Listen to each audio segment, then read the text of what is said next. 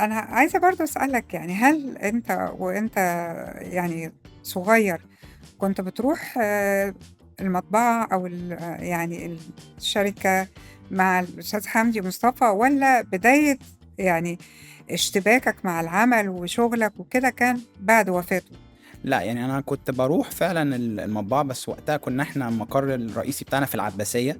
إحنا دلوقتي نقلنا العبور من حوالي أكتر من 10 سنين أو 11 سنة، بس وقتها كنت باروح في العباسية.